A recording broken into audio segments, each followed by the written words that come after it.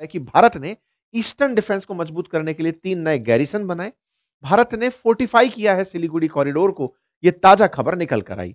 पता चलता है कि भारत के द्वारा 3 बेसिक जगह पर जो मूलभूत सुविधाएं हैं वो विकसित की गई हैं, जिसमें से लाचित बोरफुकम मिलिट्री स्टेशन स्थापित किया जा रहा है, आसाम के धुबरी में, बिहार के किशनगंज और पश्चिम बंगाल के चोपड़ा में फॉरवर्ड बेस बनाए जा रहे हैं। अगर ये बांग्लादेश का मैप है तो यहां पर किशनगढ़ गैरिसन और चोपड़ा गैरिसन और इधर की तरफ धुबरी गैरिसन बनाया जा रहा है। ये गैरिसन की खबर पुरानी है, लेकिन इन खबर पुरानी से मतलब कुछ दिनों पहले ही हमने आपसे डिस्कस की थी, लेकिन अब इन्हें बेस के रूप में विकसित करने की बात निकल कर आ रही है। इसके साथ साथ ही भारत ने पूर्वी सीमा पर अपने राफेल लड़ाकू, ब्रह्मोस मिसाइलें और S-400 अत्याधुनिक डिफेंस सिस्टम के साथ तैनात कर दिया है। इसका मतलब भारत भी बांग्लादेश में हो रहे तमाम प्रकार के उतार चढ़ावों से पूरी तरह से अवगत होते हुए उनसे निपटने की तैयारी शुरू कर दिया है। तो क्या हम ये मान सकते हैं कि अगली लड़ाई हमारी पाकिस्तान से नहीं, पाकिस्तान के कहने पर बांग्लादेश से होगी? देखो, जहां तक मेरा अनुभव कहता है कि बांग्लादेश कभी भी भारत के साथ डायरेक्ट युद्ध में शामिल नहीं होगा। डायरेक्ट युद्ध में शामिल नहीं होगा, उसकी बहुत सी वजह हैं, जिसमें उसका ये खुद से जानना कि वो इतने सारे सेंटर्स के थ्रू या इतने सारी सीमाओं के थ्रू भारत से घिरा हुआ है कि वो भारत के खिलाफ नहीं लड़ पाएगा। लेकिन हाँ, वो प्रॉक्सी वॉर छेड़ सकता है। प्रॉक्सी वॉर का मतलब है कि कुछ इस तरह के छद्म युद्ध, जैसे हाल ही में दिल्ली में हुआ एक आतंकी हमला जो कि पाकिस्तान के द्वारा प्रायोजित था और भारत में हुआ। ऐसे ही 2026 में पश्चिम बंगाल और आसाम में इलेक्शंस हैं। ऐसे में इलेक्शन के समय उन पर्टिकुलर बॉर्डर स्टेट्स में जो बांग्लादेश के साथ में सीमा साझा करते हैं, वहां पर अशांति फैलाकर भारत के अंदर दंगे भड़काए जा सकते हैं। कुछ इस तरह के प्रयास बांग्लादेश कर सकता है।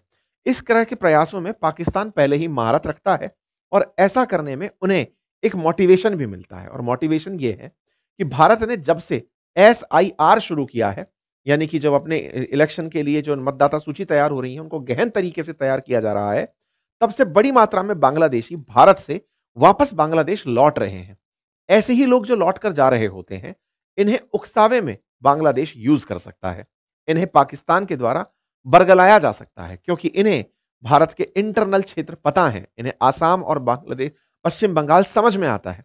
तो भारत के लिए SIR के समय जो बांग्लादेशी जा रहे हैं, ये बांग्लादेश और पाकिस्तान के लिए इजी फूड है भारत को नुकसान पहुंचाने के लिए। खैर, भारत ने अपनी तरफ से सिलीगुड़ी कॉरिडोर के अंदर जो तैयारियां की हैं, ये दर्शाती हैं कि अब हम डिफेंसिव नहीं, एग्रेसिव होकर काम करना चाहते हैं। और ये एग्रेसिव वाली बातें फिलहाल राजनाथ सिंह जी के बयान से भी समझ में आती हैं, जब वो इस बात को बोलते हैं कि हम कैसा अपने पड़ोसियों के साथ फील कर रहे हैं।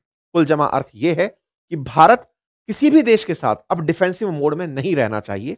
ये बात हमने ऑपरेशन सिंदूर के दौरान भी सिद्ध की थी, और अब उन बयानों से भी समझ में आती है जिस तरह से सिलीगुड़ी कॉरिडोर की तर्ज पर चिकन नेक्स जो है वो बांग्लादेश के अंदर तलाशा जाना शुरू हो गया है। हम तो बहुत लंबे समय से ये डिमांड करते ही हैं कि भारत को बांग्लादेश के अंदर होकर के एक रास्ता नॉर्थ ईस्ट को बंगाल की खाड़ी से कनेक्ट करने का बना ही लेना चाहिए।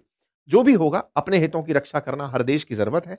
जिस तरह से रशिया ने यूक्रेन से क्रीमिया ले लिया, भारत भी बांग्लादेश के साथ सीधा सीधा उस पर्टिकुलर क्षेत्र को, नॉर्थ ईस्ट को बंगाल की खाड़ी से जोड़कर अपनी पावर की सिद्धता और भविष्य में यहां से कोई भी आंच ना आए, उस मामले को पूरा तरह से सेटल कर दिया जाना चाहिए। समस्त भारतीय यही चाहते हैं कि बांग्लादेश का स्कोर सेटल हो, ताकि दुश्मनों के बीच संदेश जाए कि हम लोग केवल और केवल सुनने के लिए नहीं बने हैं। बाकी भारत ने कुछ यहां पर ऐसा किया है जिसके चलते हम अब इस जगह को लेकर आश्वस्त रह सकते हैं। मैं फिर भी थोड़ा सा आपको यहां का सामरिक महत्व समझा देता हूं, और फिर यहां से आगे भारत ने क्या केवल डिफेंसिव नीति अपनाई है या कोई एग्रेसिव नीति भी अपना ली है, उसका भी जिक्र करेंगे। साथियों, भारत और पूर्वोत्तर भारत के बीच में, यानी कि अगर आपको सेवन सिस्टर्स की तरफ जाना है, तो यहां पर एक जगह है जिसका नाम है सिलीगुड़ी। ये सिलीगुड़ी बांग्लादेश और नेपाल के बीच में लगभग 22 किलोमीटर का एक पैच है। ये जगह काफी ज्यादा स्ट्रेटेजिक है, यानी कि अगर इस जगह पर कोई व्यवधान आता है तो हम ये मानते हैं कि इस जगह से बाकी जो हमारी कनेक्टिविटी है वो बाधित हो सकती है। पश्चिम बंगाल का ये जो सिलीगुड़ी है, ये बांग्लादेश के लिए इन दिनों काफी ज्यादा महत्वपूर्ण हो गया है, क्योंकि इन्होंने कुछ दिनों पहले ही इस क्षेत्र के अंदर अपना एक पुराना पड़ा हुआ एयरबेस फिर से चालू किया है। हाल ही में बांग्लादेश ने अपने यहां पर पाकिस्तानियों को भर भर के इनवाइट किया है। जिन पाकिस्तानियों से इनकी बिल्कुल नहीं बनती थी, उन पाकिस्तानियों ने आजकल बांग्लादेश में अपना बोरिया बिस्तर जमा रखा है। वो भी तब से जब से शेख हसीना यहां से निकलकर भारत आई हैं। शेख हसीना जिनके पिताजी ने बांग्लादेश बनाया था, उनको बांग्लादेशियों ने निकालकर अपने कब्जे में पुराने पाकिस्तान को वापस लाने का प्रयास किया है। अर्थात जिस तरह से पहले पाकिस्तान में पूर्वी पाकिस्तान और पश्चिमी पाकिस्तान हुआ करता था, वैसे ही बांग्लादेश फिर से पूर्वी पाकिस्तान बनने की राह पर निकल पड़ा है।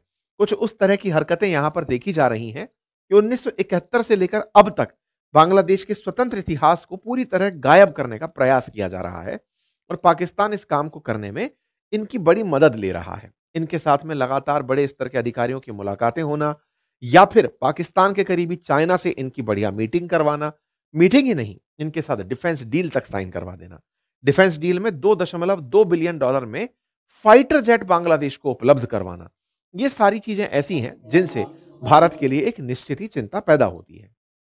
कुछ दिनों पहले हेमंत विश्व शर्मा जी का एक बयान वायरल हुआ जिसमें उन्होंने कहा कि अगर बांग्लादेश ये सोचता है कि वो भारत के चिकन नेक को अपनी तरफ से कब्जा करने की प्लानिंग में बनाता है या फिर पाकिस्तानियों को या फिर चाइनीज लोगों को ये दिखाता है कि चलो हम वहां पर कब्जा कर सकते हैं, तो देखिए, भारत की शक्ति को अंडर एस्टिमेट मत करना। आप हमें एक जगह से नुकसान पहुंचाएंगे, हम आपको दो जगह से चार भागों में बांट देंगे। ऐसी क्या कहानी थी, ध्यान से देखिए। मैंने भी पहले जब भारत के साथ बांग्लादेश की काफी ज्यादा रार पैदा हो रही थी तब इस बारे में आपसे जिक्र किया था। असल मायने में भारत के जिस भाग से सिलीगुड़ी निकल कर जा रहा है या फिर कहिए कि सिलीगुड़ी जिससे पश्चिम बंगाल का एक हिस्सा नॉर्थ ईस्ट से जुड़ा हुआ है, उसके जस्ट दक्षिण में अगर आप चलते हैं तो यहां पर एक चिकन नेक बांग्लादेश के लिए भी बनती है जिसकी लेंथ लगभग 80 किलोमीटर है। यदि इस चिकन नेक के ऊपर आप कार्रवाई कर दें, यानी कि भारत यहां से एंट्री करे और इस तरफ निकले, तो यहां से यहां तक 80 किलोमीटर ट्रेवल करना होगा, जिससे बांग्लादेश का एक हिस्सा रंगपुर कॉरिडोर या रंगपुर करके जो जगह है वो पूरी तरह से भारतीय क्षेत्र में हो जाएगी। यानी बांग्लादेश अगर ये सोचता है एक बार के लिए कि हम भारत के साथ में मैप के अंदर कोई परिवर्तन कर सकते हैं और वो परिवर्तन यदि इस तरफ से करके ये सोचता है कि भारत को दो भागों में बांटा जाए, तो यहां पर बांग्लादेश को याद दिलाया गया कि आपके पास से भी यहां से एक रास्ता निकलता है। अगर हम इस रास्ते को अपने साथ जोड़ लेते हैं तो आपका ये हिस्सा जिसे रंगपुर क्षेत्र कहते हैं, ये भारत के कब्जे में हो जाएगा। वही पॉइंट नंबर 2, त्रिपुरा से अगर इस जगह की यात्रा कर दी जाए तो अगेन बांग्लादेश का ये पूरा पूरा हिस्सा मेनलैंड बांग्लादेश से तो अलग हो ही जाएगा और भारत को समुद्र से कनेक्टिविटी मिल जाएगी। भारत ऑलरेडी इन दो जगहों के बारे में विचार करता है। ऐसी बातें ऐसी बातें आसाम के मुख्यमंत्री ने कही जो कि उस पार्टी से बिलोंग करते हैं जिसकी केंद्र में सरकार है। तो ऐसे में भारत के अंदर इस तरह का विमर्श होना और उस विमर्श के बीच में यह बात होना कि अगर बांग्लादेश ऐसा कुछ सोचता है तो हमने उसके खिलाफ क्या सोच रखा है वो पब्लिक में आ गया। खैर, इन्होंने उसके बावजूद भी अपनी तैयारियां बंद नहीं की। कौन सी तैयारियां? हाल ही में खबर बाहर निकल कर आती है कि बांग्लादेश $2.2 बिलियन में चाइना से J-10 नाम का फाइटर जेट परचेज कर रहा है। यह J-10 फाइटर जेट कैसे चर्चा में आए उसकी एक बड़ी इंटरेस्टिंग कहानी है। आप सभी को याद होगा, पाकिस्तान के साथ ऑपरेशन सिंदूर के समय भारत ने जब युद्ध लड़ा, 4 दिवसीय जो संघर्ष चला, जिसमें भारत ने भारतीय सीमा में रहते हुए पाकिस्तान के आतंकी ठिकाने जब नष्ट किए, तो पाकिस्तान ने पब्लिक मीडिया में एक न्यूज फैलाई, चाइनीज फेक न्यूज के माध्यम से, कि उन्होंने J-10 की मदद से भारत के राफेल गिरा दिए। इस खबर को चाइनीज लोगों ने मिस इन्फॉर्मेशन की तरह से यूज किया। आपको याद होगा, यह बात खुद अमेरिका की रिपोर्ट में भी निकल कर आई कि चाइना ने मिस इन्फॉर्मेशन को किस तरह से इस्तेमाल किया है, किस तरह से फेक खबरें फैलाकर राफेल के खिलाफ। मैंने कुछ दिन पहले एक सेशन भी किया था, हो सकता है आपने वो सेशन एक बार देखा हो। ऐसे में बांग्लादेश भी इस बात से कन्विंस हो गया जो पाकिस्तान ने फैलाई थी, क्या कि J-10 से राफेल मार गिराया जा सकता है। J-10 fighter jet Chinese fighter jet है जो कि पाकिस्तान को दिया हुआ है। पाकिस्तान का लगभग फिलहाल 80% जो लड़ाई का असला है वो चाइनीज है। ऐसे में इसी J-10 के प्रति चाइना ने पाकिस्तान के थ्रू बांग्लादेश को मना लिया कि तुम भी J-10 लो, भारत के राफेल अगर गिराने हैं तो J-10 काम में आएगा। बांग्लादेश के पास सब तरह की फ्लाइट मिलाकर कुल 212 जहाज हैं, जिनमें से 44 लड़ाकू जहाज हैं उनमें से 36 चाइनीज मेड F7 है और अब Z10 लेने की ये बातें कर रहा है। इसके पास 8 मिग 29B भी हैं। कुल मिलाकर के कुल मिलाकर पाकिस्तान के कहने पर बांग्लादेश J10 की राह चल पड़ा। $2.2 बिलियन की ये होने वाली डील, जिसमें लगभग 20 फाइटर जेट लेने की प्लानिंग है, चाइना इसे बहुत ही नॉमिनल कीमत पर दे रहा है। कितना नॉमिनल है कि सोचिए कि लगभग इससे 4 गुना महंगा है भारत का राफेल, जबकि दोनों की जनरेशन 4.5 बताई जाती है। ऐसे तो तेजस भी 4.5 जनरेशन का है, लेकिन राफेल अपनी इन एक्सेसिबल जो सुविधाएं हैं, जिनके अंदर युद्ध करने की बहुत ही जबरदस्त कुशलता हो, उनके हिसाब से ज्यादा चर्चित रहता है। एनीवे, बांग्लादेश इन्हें लेने के लिए अगर तैयार हुआ है, तो यह बड़ा कॉमन सी बात है कि बांग्लादेश को फाइटर जेट की जरूरत किस देश के लिए होगी। विचार करने की बात है कि बांग्लादेश सब तरफ से केवल भारत से ही सीमा बनाता है।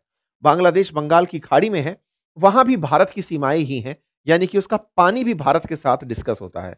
हद मार के बांग्लादेश की म्यांमार के साथ सीमाएं जुड़ी हुई हैं, जिसके साथ इसे युद्ध नहीं लड़ना होगा, क्योंकि वह पहले ही सैन्य तानाशाही है। बांग्लादेश का अधिकांश हिस्सा भारत से घिरा हुआ है, उसके बावजूद इसे फाइटर जेट लेने की जरूरत पड़ रही है, वो भी पाकिस्तान के कहने पर चाइनीज फाइटर जेट। तो यह दर्शाता है कि बांग्लादेश भारत के खिलाफ कुछ पका रहा है, और उन पकाने में जो सबसे बड़ी पकावट है वो इस बात की कि भारत को कैसे नुकसान पहुंचाया जाए, पूर्वोत्तर भारत को शेष भारत से कैसे अलग किया जाए। मैं आपको याद दिला दूं कि पाकिस्तान के प्रभाव में बांग्लादेश ने बहुत सारे चाइनीज फाइटर जेट खरीदे। चाइनीज फाइटर जेट कहिए, चाइनीज डिफेंस इक्विपमेंट कहिए, वो पहले भी खरीदे हैं। पाकिस्तान के साथ में जो फिलहाल माहौल है, वो बांग्लादेश के साथ डायरेक्ट करके हो रहा है, लेकिन पाकिस्तान चाइना की जो केमिस्ट्री है, वो बांग्लादेश और चाइना के अंदर डेवलप होने का प्रयास लंबे समय से चल रहा है। यही हुआ कि बांग्लादेश में चाइनीज जो इंस्ट्रूमेंट्स हैं, उनके खराब होने की सुर्खियां कई सालों से बनती आ रही हैं। आप 2022 की कटिंग देख सकते हैं, आप 2021 की कटिंग देख सकते हैं, आप 2024 की कटिंग देख सकते हैं, जो बताती है कि बांग्लादेश के अंदर चाइनीज जो डिफेंस इक्विपमेंट है, वो बहुत बुरी तरह फेल मार रहे हैं। ऐसी ही एक खबर बनी थी जब चाइनीज मेड जेट क्रैश हो गया था ढाका के अंदर, जिसकी वजह से 31 लोग मरे थे, जिसमें भारत ने मदद भेजी थी। भारत ने अपने डॉक्टर्स बेचे थे बांग्लादेशियों को बचाने के लिए। खैर, इन सभी चीजों से ऊपर फिलहाल इन दोनों का प्यार है। ये दोनों एक दूसरे से पुराने बिछड़े हुए दोस्तों की तरह मिल रहे हैं, और ऐसे में इनकी तरफ से पूरी तरह के डिफेंस ऑफिशियल्स आ आकर के बांग्लादेश में मुलाकातें कर रहे हैं। ये अपनी तरफ से विजन बताते हैं कि बांग्लादेश को ये कैसे सोचते हैं। क्योंकि इस विजन में भारत के टुकड़े होना प्रस्तावित है, ऐसे में इनके बीच की केमिस्ट्री भारत के लिए भी चिंता बनाती है। यही कारण है कि भारत ने अपने चिकन नेक को बहुत मजबूती से सुरक्षित करने का प्लान बनाया। इस बीच में पाकिस्तान बांग्लादेश ने डायरेक्ट फ्लाइट के कमिटमेंट्स कर लिए।